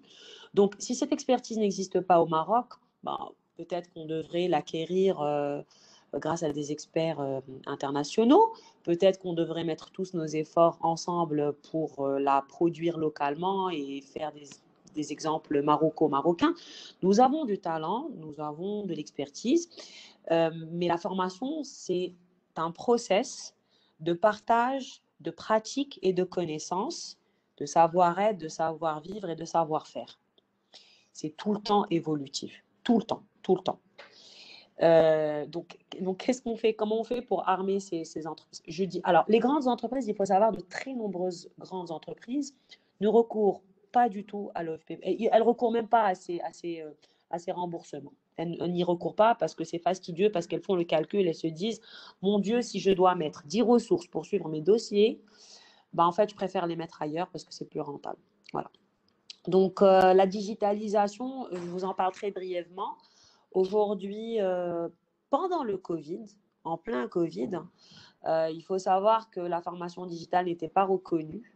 La formation interne est un sujet qui n'est pas reconnu. Donc, tout ce knowledge qui est développé en interne par l'entreprise et qui est vraiment son capital, hein, et qui prend du temps, de la ressource, qui nécessite du financement, n'est pas identifié comme une formation remboursable. Donc, voilà. Personnellement, je pense que le clivage entreprise privée, entreprise publique, office, etc., il est complètement dépassé aujourd'hui, franchement. On sait tous que notre éducation nationale, elle est sur une bonne pente et elle est sur une bonne, pardon, ascension et qu'il y a beaucoup de projets qui sont en train de mûrir. Mais aujourd'hui, on Lapsus a... révélateur peut-être, Ilham, non? Tu ne retiendras pas ça contre moi. Je n'ai rien dit. Mais juste, je vous donne aussi quelques chiffres. Nous avons à peu près chaque année quelque chose comme entre 1,2 et 1,8 personnes qui sortent de l'éducation nationale, donc université, école privée confondue, et qui arrivent sur le marché du travail. Voilà. Bac plus 3, bac plus 4, bac plus 5. Voilà. Et ces personnes-là, normalement, pour les onboarder, pour les mettre dans un process d'intégration, d'insertion professionnelle le plus efficient possible. Donc, en fait, pour sanctionner positivement les 14 années ou les 15 années qu'elles ont passées, pardon, les 18 années qu'elles ont passées en études, et donc réussir leur insertion professionnelle, toutes les entreprises, elles ont besoin de les former, absolument toutes. D'accord? Donc, je pense qu'il y a plein d'idées qui ont été développées ailleurs, qu'on pourrait regarder et mettre à profit, qu'on pourrait utiliser. Mais pour ça, on a besoin de vraiment se mettre autour d'une même table et de parler le même langage, un langage où il y a un enjeu, c'est améliorer l'insertion. Quand je dis améliorer l'insertion, c'est-à-dire que les personnes, quand elles sont dans un travail, qu'elles restent le plus longtemps possible, qu'elles puissent monter en compétences, que l'entreprise puisse les intégrer, les faire grandir. Et puis, bon, de toute façon, ce n'est pas un mariage. Hein. Elles iront probablement, surtout cette génération, il y a une mobilité qui est plus importante que les précédentes. Elles iront ailleurs, mais elles iront mieux armées. Elles n'iront pas par dépit. Voilà. Merci, Ilham. Juste une petite question concernant la digitalisation et le secteur du commerce et de la distribution. Quels sont les prochains enjeux et comment le secteur peut-il intégrer d'une manière efficiente la digitalisation de l'ensemble de son écosystème? Parce qu'au fait, quand on parle de distribution, on parle de beaucoup d'aspects. Vous avez parlé des aspects sanitaires, il y a les dimensions logistiques, il y a les dimensions soft skills. Comment tout cela peut être résolu pour ce secteur qui est en train de connaître une mutation très importante au niveau du Maroc? On a le traditionnel, on a le moderne, on a le semi-moderne. Comment vous voyez cette évolution dans le cadre de la digitalisation? Les opérateurs ne nous ont pas attendus. Hein, je veux dire, alors, juste pour l'anecdote, hier, j'étais chez un grossiste. Un grossiste important, donc qui est quand même dans notre commerce. Il faut savoir que 70% du commerce se fait dans le traditionnel, pas dans le moderne. C'est en train d'évoluer très rapidement. Le commerce traditionnel est en train de s'équiper, il est en train de se former et il est en train de se digitaliser à sa façon. Donc aujourd'hui, les grossistes sont en train de s'équiper pour pouvoir avoir une logistique plus efficiente, pour pouvoir avoir des intégrations avec leurs distributeurs. Ils sont en train de se digitaliser et ils travaillent avec des jeunes. Donc, enfin, les personnes qui viennent dans ce métier-là n'ont pas forcément fait de très longues ni de très hautes études. En fait, on constate qu'il y a une très forte agilité qui ne demande qu'à être exploitée, encadrée et reconnue, certifiée. Donc, en tant qu'organisme de formation, voilà, nous complétons l'offre auprès de tous les interlocuteurs. Maintenant, ce qu'il faut savoir, c'est que nous avons quand même besoin d'un label. Nous avons besoin d'un label qui soit partagé par tout le monde dans la distribution. Quelles sont les bonnes pratiques que tout le monde a? Enfin, je veux dire, on est quand même dans un marché qui est relativement bien organisé. Et justement, vous avez parlé d'hygiène et de sécurité. On va sacrifier l'hygiène et la sécurité probablement au profit s'il n'y a pas une vision partagée de ce sujet, pas juste une vision économique ou une vision sanitaire, mais aussi une vision en termes de pérennité des différentes filières. Moi, si je suis grossiste et si je sais que c'est quelque chose qui est relativement important, qui est une norme validée par le secteur et que le client n'admettra pas de recevoir un produit qui n'est pas labellisé de cette manière, vous inquiétez pas, hein, on va se mettre aux normes. Tout le monde va se mettre aux normes. Mais pour ça, il y a une prise de conscience, il y a de la pédagogie, il y a de la réglementation, il y a de l'encadrement, il y a de l'encouragement, il y a des facilités, etc. Mais on ne pourra pas faire ça sans le marché, sans les circuits traditionnels. C'est 70% de notre commerce, même plus. Et on mettra du temps.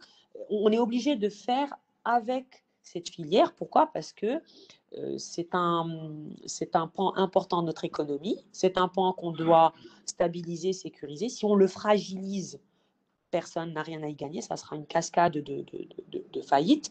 Et donc, on va devoir s'y attaquer sérieusement. Il faut savoir aussi que les commerçants sont en train de s'organiser. Ils sont en train de prendre conscience de la nécessité de se former. Ils sont très demandeurs. Aujourd'hui, ils sont en train de s'organiser, de s'équiper, de former, voilà, de demander de la formation, Ilham, autre chose. est-ce qu'il ne serait pas judicieux d'accompagner ce secteur qui est fragile, enfin je veux dire fragile par certains aspects, je parle du traditionnel, par aussi des packs de formation, des packs pédagogiques pour les sensibiliser sur une mutation, une évolution qui est en train de s'opérer peut-être en douce, mais qui est fatale, hein, qui va arriver un jour. Complètement. D'abord, il y a des chefs d'entreprise, donc ce sont des personnes qui sont conscientes qu'il faut gérer le PNL, et pour gérer le PNL, il faut gérer la ressource matérielle et immatérielle, donc ça, ils l'ont très bien compris. Ils sont demandeurs, ils sont numériquement importants, c'est quelque chose qui peut faire pencher la balance. On l'a tous vécu on a tous eu à vivre des expériences pas forcément très reluisantes de par le passé. Oui, ils sont demandeurs et il vaut mieux y aller de manière structurée, organisée, avec une offre qui va leur permettre de monter en compétences de manière cadrée, certifiée, programmée, sécurisée, plutôt que laisser un peu l'anarchie s'installer sur le marché. Et clairement. Merci beaucoup, Ilham. Je rappelle que vous êtes manager associé du cabinet Job de Vente et la parole est à M. Youssef Ahouzi parce que vous gérez des milliers de transactions, des milliers de flux. Vous êtes, je le sais, donc très, très regardant et très observateur sur la qualité de ces flux et vous impliquez différents acteurs, différents systèmes, donc différentes pratiques publiques, privées, etc. Comment vous arrivez en termes de formation de superviser l'ensemble? Youssef, à vous la parole. Beaucoup, Mounir. En fait, la formation, ça permet d'améliorer en fait la qualité de ce qui est de l'utilisation de l'outil et de la qualité de ces transactions. En fait, pour chaque transaction, donc quand l'utilisateur il est averti, il est formé, il a reçu une formation, en fait, on s'aperçoit que la qualité de ce qu'il est en train de saisir dans le système, de ce qu'il est en train d'échanger en termes de transactions, est d'une qualité supérieure. Donc c'est important pour nous c'est-à-dire de mettre en place ce dispositif de formation pour l'ensemble des utilisateurs de notre communauté.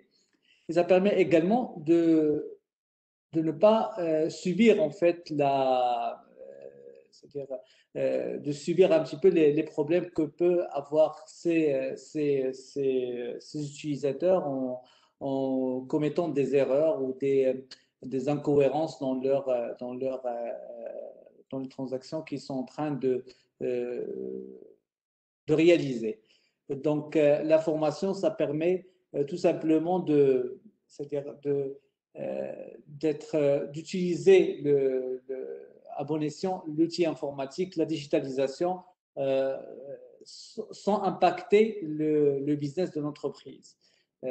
Donc, un manque de formation ou une formation inadéquate va engendrer plus des soucis et des problèmes lorsque les utilisateurs vont vouloir traiter leurs transactions au sein d'une plateforme tellement compliquée, tellement c'est-à-dire où l'information est partagée avec plusieurs partenaires pour la réalisation d'une procédure, d'une opération unique, d'une transaction d'import-export.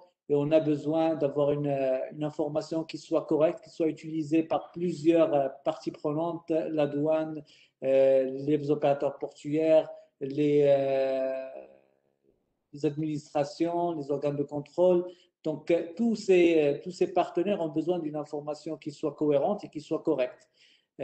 Donc, l'utilisation de l'outil est en elle-même importante pour que ça soit, c'est-à-dire qu'on puisse améliorer et ne pas être c'est-à-dire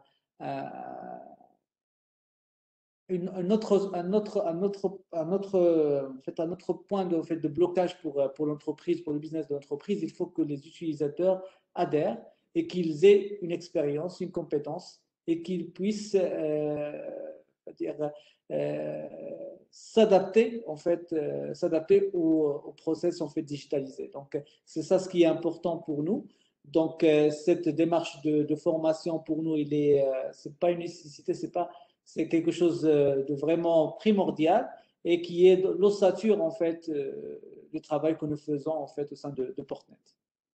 Merci beaucoup, Si Youssef. Et maintenant, je m'adresse à Sila Belghiti sur cette problématique de digitalisation. Vous la vivez à votre rythme. Elle est incontournable parce que c'est votre canal de vente. Mais comment vous la vivez? Parce que vous vivez dans un écosystème. Vous êtes composante d'un écosystème. Comment vous arrivez à transmettre ces pratiques de digitalisation, cette culture nouvelle au niveau de vos partenaires? Ils sont nombreux. J'évoque la logistique. Je peux évoquer d'autres éléments. Comment vous arrivez donc à synchroniser l'ensemble à travers des pratiques formationnelles? L'Abbé, vous êtes là? Oui, oui, parfaitement. Très bonne question. Je pense que aujourd'hui, l'information est un peu au cœur de notre activité parce qu'on est principalement une place de marché. Donc, on est beaucoup plus une plateforme de service et donc l'information est clé. Comme je l'avais mentionné, on a un nombre important de partenaires qui opèrent dans notre plateforme et clairement, le fait de pouvoir utiliser la plateforme et donc les systèmes d'information de cette plateforme-là sont extrêmement importants. C'est-à-dire qu'il serait impossible, par exemple, pour qu'un opérateur puisse opérer sur notre plateforme s'il n'est pas formé pour utiliser, pas nécessairement formé, mais si jamais il n'arrive pas à utiliser les systèmes d'information en tant que tels. Donc, inévitablement, on travaille énormément sur de la formation, sur de l'accompagnement et aussi sur du partage de la performance de chacun de nos opérateurs pour pouvoir améliorer l'usage des systèmes d'information et de la plateforme. Je donnerai un exemple. Par exemple, un partenaire logistique qui va prendre la distribution sur une ville, par exemple, doit être formé et doit pouvoir utiliser le système d'information pour pouvoir traiter les volumes et la marchandise qu'il va devoir livrer. Les livreurs qui vont être aussi dans son périmètre vont devoir être formés et utiliser absolument l'application de livraison qui détient en fait toute l'information pour pouvoir livrer. C'est-à-dire que ce n'est pas sur support papier ou sur un autre support. Si le livreur n'est pas en mesure de pouvoir lire l'adresse, de pouvoir géolocaliser, de pouvoir récupérer l'information de son client sur l'application, il ne pourra pas opérer.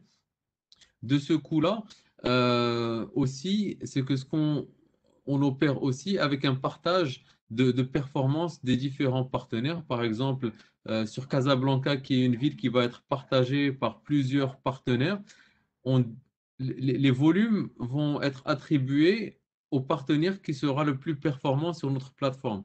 Donc, du coup, être en mesure de pouvoir opérer sur la plateforme, mesurer sa propre performance sur la plateforme est quelque chose qui est clé pour nos partenaires pour pouvoir continuer à développer leur business et leur contribution dans notre écosystème.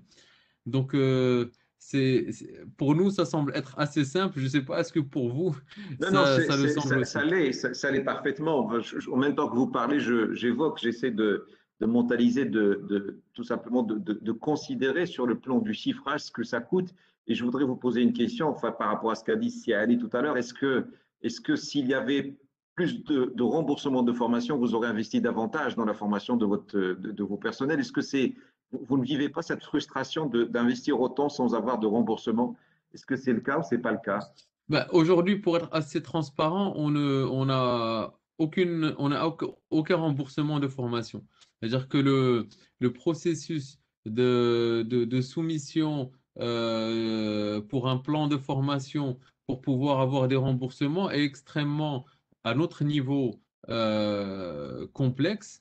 Et aussi, en termes d'agilité, c'est-à-dire qu'on n'est pas en mesure d'identifier les volumes et les plans de formation qu'on va devoir mettre en place année sur année. Et de ma dernière compréhension, c'est qu'il fallait préparer l'année d'avant les formations qui vont avoir lieu l'année d'après avec un... Et donc, ça semble être tellement compliqué et que la formation est tellement cœur dans notre activité qu'on a tout simplement pris, pas nécessairement la décision, mais dire qu'on a tout simplement intégré le fait que la formation était un coût inhérent au business et on n'avait pas nécessairement besoin d'un support. Maintenant, clairement, si jamais le processus de remboursement de ces formations, aussi d'ouvrir un peu l'éventail au type de formations qui peuvent être remboursées, serait clairement quelque chose qui pourrait encore plus développer nos formations.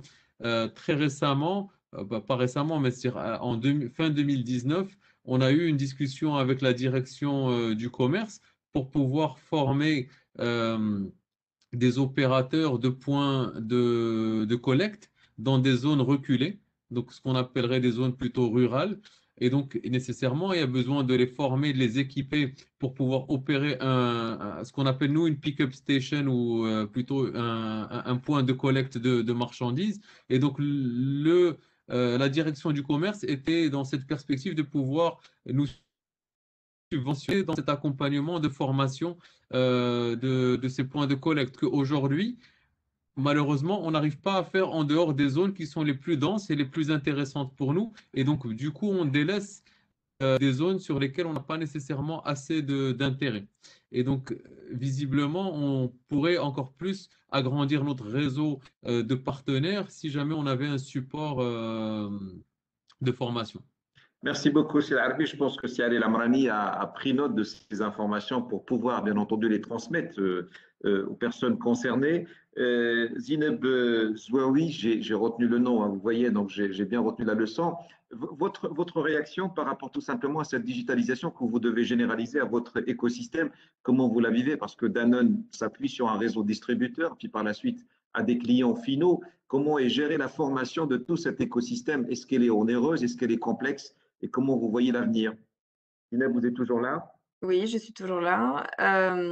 Alors nous, on ne s'appuie pas sur un réseau distributeur, nous on fait de la vente directe, donc on a une force de vente qui va directement, auprès des clients tous les jours et nous, c'est déjà cette force de vente qu'il faut former quand on adapte, les nouveaux outils, et notamment, bah, on développe au fur et à mesure des outils de plus en plus performants, de plus en plus à l'air du temps, et c'est notre première cible, c'est, cette population qui est plus de 1 000 personnes au niveau de la force de vente, qu'on doit accompagner. Mais moi, j'ai envie de revenir aussi sur la digitalisation de la formation en tant que telle, parce que c'est l'un des gros défis qu'on a connus, en 2020. C'est comment aussi utiliser, les plateformes digitales pour former, nos salariés, qui en soi est un premier défi. À la fois, bah, nous-mêmes en interne pour avoir, l'adhésion des gens pour se connecter, pour faire des formations, mais aussi pour se faire accompagner aussi en externe par différents organismes qui eux-mêmes se réadaptent là-dessus.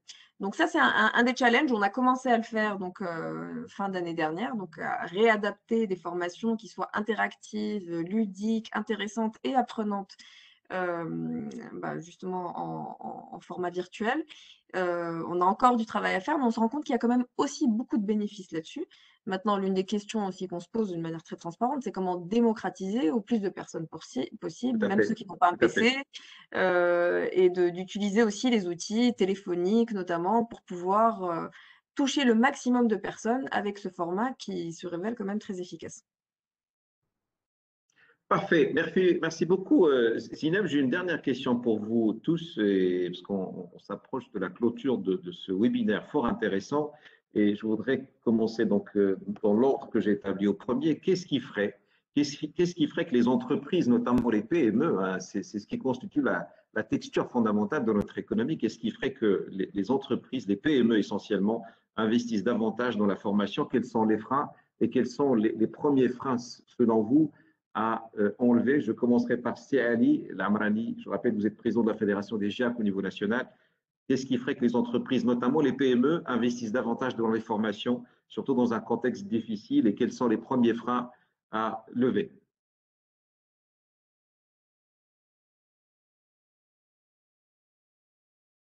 C'est Ali, vous m'entendez?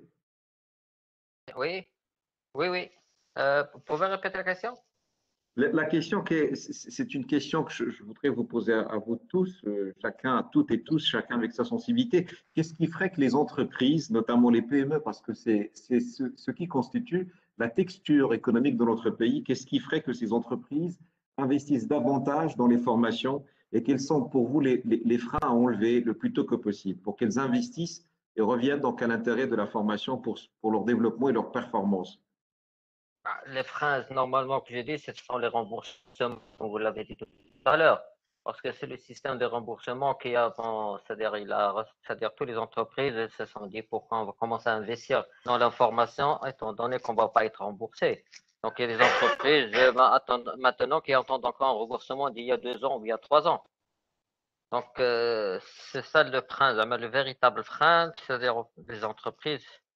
Mais bon, il y en a qui, bon, qui, comme tout à l'heure, il y a dit Silbalretti, ils vont pas attendre un petit peu leur remboursement, ou bien où la formation elle est obligatoire, ils sont obligés de la faire. Donc, ça rentre dans le coût c'est-à-dire dans leur coût, et ils sont obligés de le faire. Mais par contre, c'est-à-dire normalement, c'est-à-dire ce qui est fait, ou est-ce que maintenant, ce qu'on est en train de travailler là-dessus avec tous les opérateurs, ce sont des remboursements et je crois, j'espère, d'ici, dans les prochaines années, c'est-à-dire c'est un problème qui va être résolu. C'est Ali, qu'est-ce qui bloque encore? Sincèrement, j'invoque votre sincérité. Il y a une loi qui existe depuis 2 ans.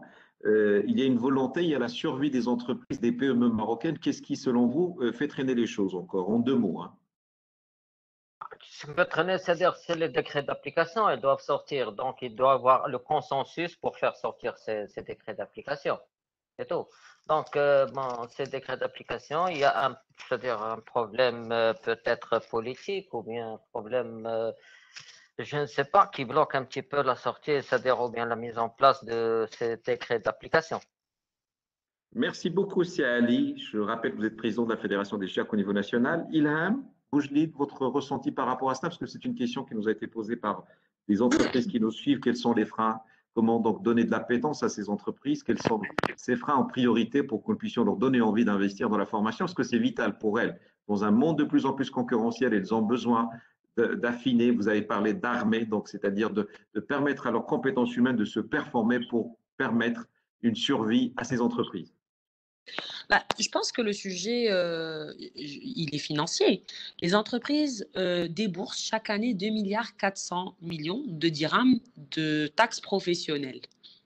Elles sont remboursées à hauteur de 160 millions. Je ne veux pas faire de ce débat un débat financier, mais au final, si l'éducation nationale ne forme pas de ressources qualifiées pour les entreprises et si les entreprises doivent devenir compétitives en investissant dans leurs ressources, en allant de plus en plus vite, en recrutant des personnes, les onboardant rapidement, etc., il va bien falloir un moment ou un autre, c'est de l'arithmétique simple, hein, il va bien falloir un moment ou un autre qu'on se pose et qu'on rediscute de ces sujets-là. Donc, soit cet investissement, soit ce déboursement par la taxe professionnelle, il est correctement investi de par les personnes qui gèrent ce budget.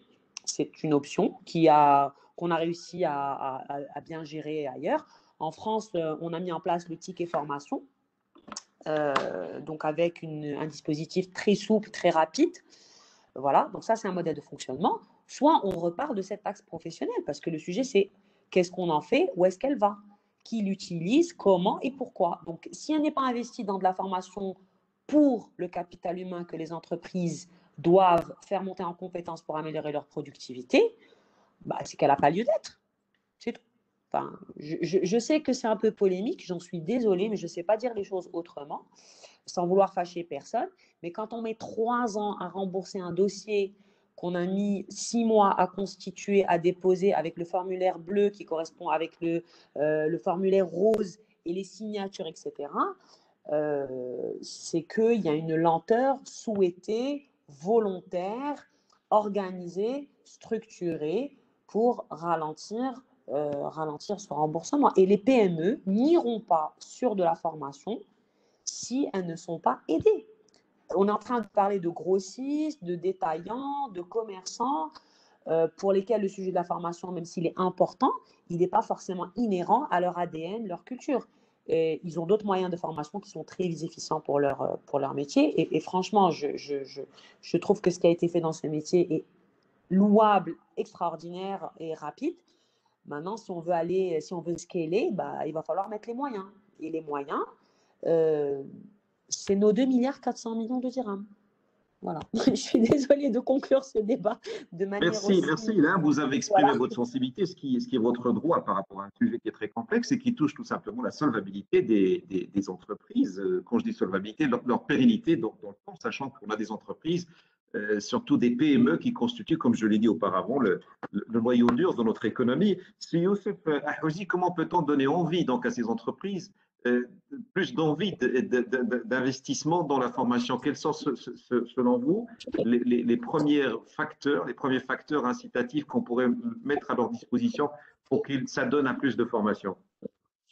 Moi, je pense en plus de l'aspect financier, en fait, de l'aspect financier de la chose et comme comptable. Il y a également, en fait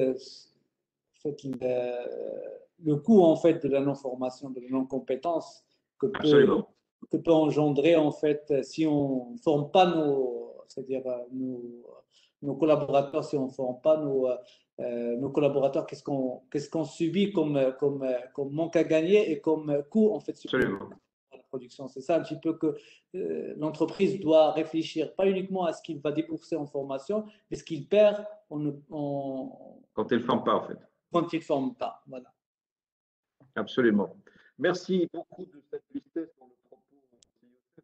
Malgré votre sensibilité, c'est une question, comme je dis, qui nous était adressée par les entreprises qui nous suivent. Quels sont ces freins qu'il faut enlever immédiatement pour donner plus d'occasions de formation à notre capital humain, surtout au bénéfice de ces PME qui n'ont pas les moyens des grandes entreprises et qui luttent pour leur survie? Alors, merci beaucoup, Simounir. Très bonne question, en effet.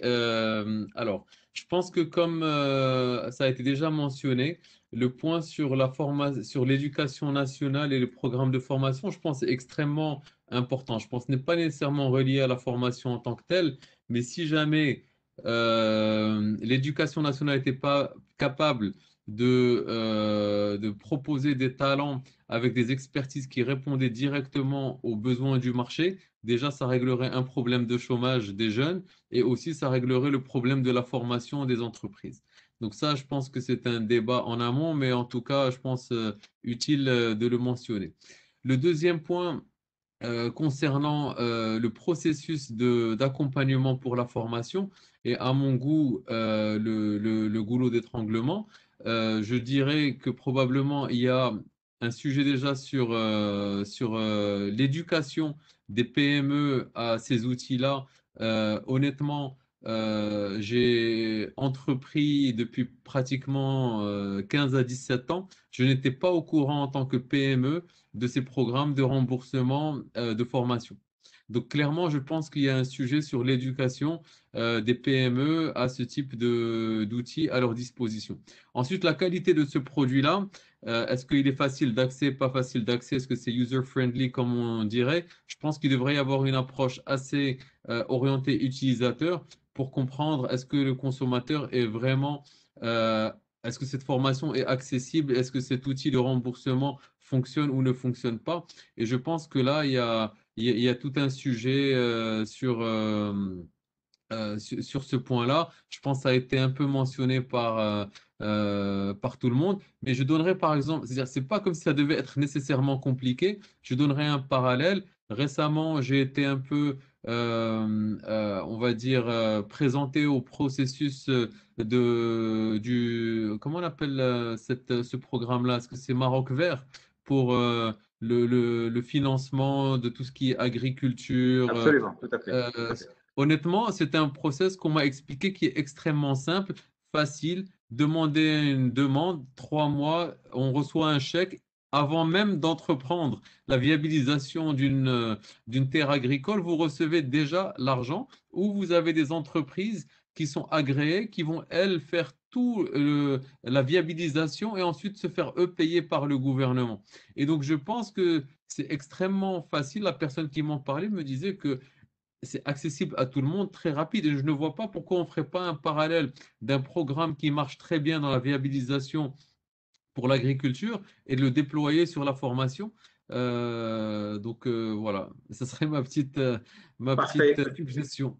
Parfait, c'est vrai que vous avez insisté sur ce parcours client. Donc, quand on benchmark, il y a des pratiques qui marchent, donc il faut les répliquer, les contaminer, enfin les faire contaminer positivement par d'autres. Et c'est vrai que le parcours client, c'est aussi quelque chose pour lequel milite aussi Portnet pour la facilitation des process au niveau. Le parcours client est fondamental parce qu'on part de la logique marché, de la logique client et pas forcément de la logique produit. Je voudrais terminer par Zineb Zouaoui sur son mot par rapport à cette problématique. Qu'est-ce qui inciterait davantage les entreprises à investir en formation et à développer leurs compétences dans un monde qui est concurrentiel pour qu'ils puissent garder, enfin maintenir d'abord leur existence, aller vers de la performance. À vous, Zineb, la parole. Alors, je ne reviendrai pas sur l'aspect financier et budgétaire qui a été évoqué par mes collègues et qui effectivement est très important. Moi, il me semble aussi que dans les PME, on n'a pas forcément le luxe d'avoir un département formation en tant que tel. Et de ce point de vue-là, je pense que ça serait important de proposer des supports sur toute la partie ingénierie de formation qui en soi est quelque chose de très complexe, mais c'est quand elle est bien faite que vraiment on peut avoir un très bon plan de formation qui va complètement accompagner l'entreprise dans son développement. Donc, je pense que ça pourrait être un outil intéressant qui pourrait être proposé, qui sont des aides d'ingénierie à la formation. Merci beaucoup, Zineb. En votre nom, mesdames et messieurs les panélistes, je voudrais remercier les nombreuses entreprises qui nous ont suivis pour ce séminaire intéressant en ligne. Je voudrais aussi vous remercier chaleureusement pour votre implication, pour le jeu de questions-réponses auquel vous êtes adapté au fur et à mesure donc, de cette rencontre. Donc, je vous souhaite une excellente fin de journée. Je vous dis à très bientôt. Merci aux organisateurs, merci aux partenaires qui nous ont permis aujourd'hui de nous rencontrer. Excellente fin de journée, à très bientôt. Merci.